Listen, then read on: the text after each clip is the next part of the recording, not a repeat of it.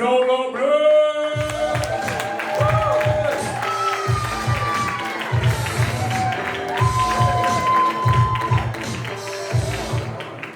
gotta say that's the best Christmas rapping I've ever seen.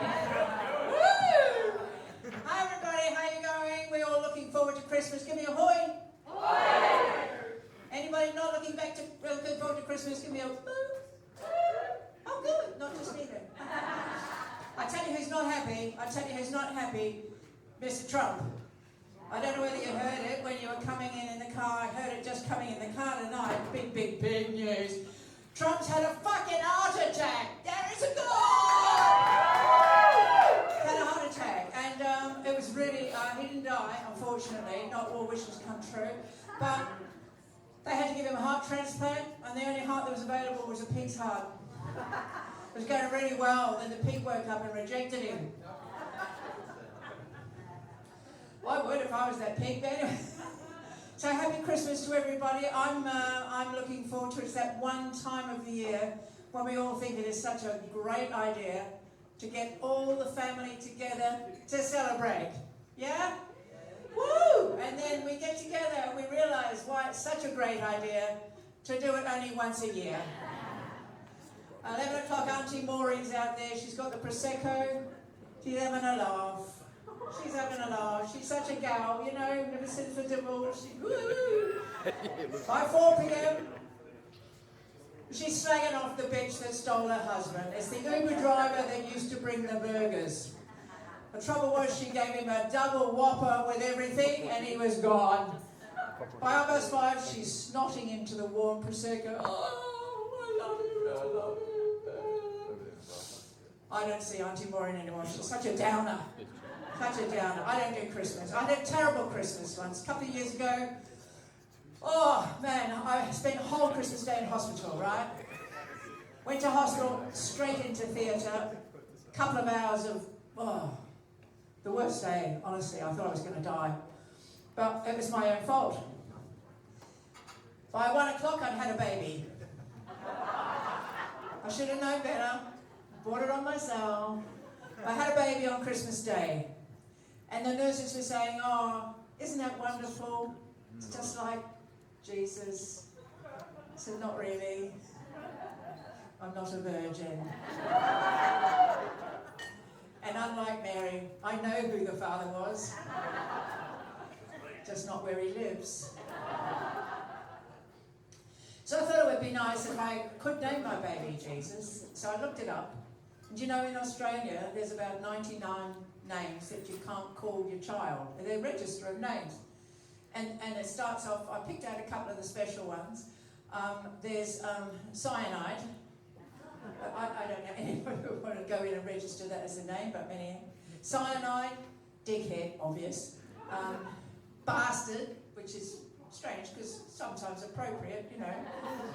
IKEA. What? Maybe because when it's broken, you can't ever put it together again. I don't know. And scrotum. Scrotum. Guess they wanted to put all their eggs in one basket. Anyway, I didn't go for that, but I wanted to do something similar. So I called my boy Baby Bell. Yeah. Baby Jesus. Baby Jesus. That was right. Anyway, Christmas is not really for me. Last year, my son and my daughter-in-law came over from the UK, and I said, no presents, please. Don't bring gifts. We've all got too much. Just bring yourselves. There's plenty for me, for Mama. So they turn up, and my daughter-in-law, she has a business doing intimate waxing. Now, I'm a waxing virgin, but she does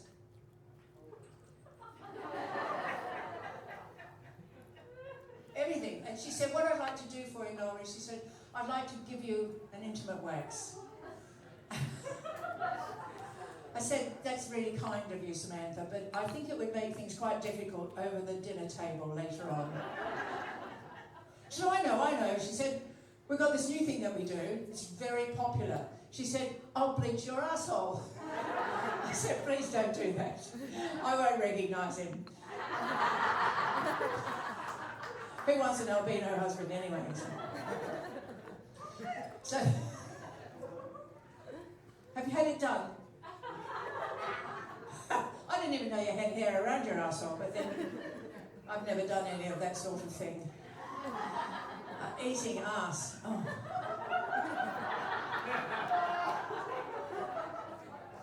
Really?